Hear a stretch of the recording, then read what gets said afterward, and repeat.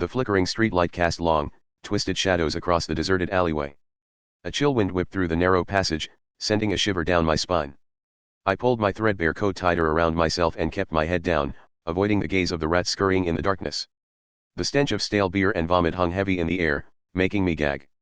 It was another night like any other for me, a night spent rummaging through overflowing dumpsters behind fancy restaurants, searching for scraps to fill my empty stomach. I hadn't always been this way, but life had dealt me a cruel hand.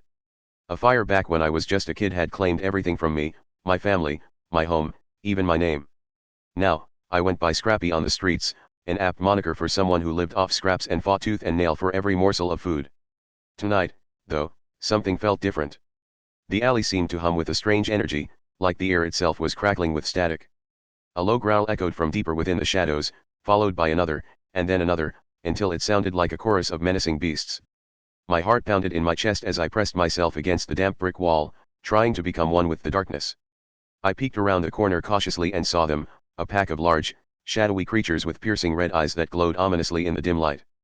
They moved with an unnerving grace, their bodies fluid and sinuous as they stalked through the alley. I'd seen stray dogs before, but these were something else entirely. Their fur was matted and greasy, and they reeked of a sickly sweet odor that made my stomach churn.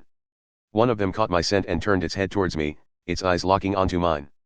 Its muzzle curled back in a snarl, revealing rows of razor-sharp teeth. Fear paralyzed me as it began to approach, the growl rumbling through the air like distant thunder. I couldn't run, I was cornered, trapped between the creatures and the dead end of the alleyway.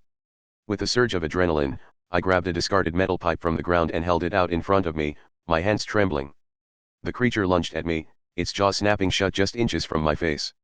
I swung the pipe with all my might, connecting with its snout and sending it reeling back.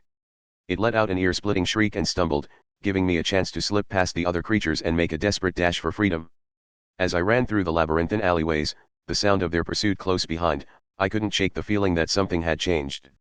Something dark and sinister was at play in the city, and I had just glimpsed its true face.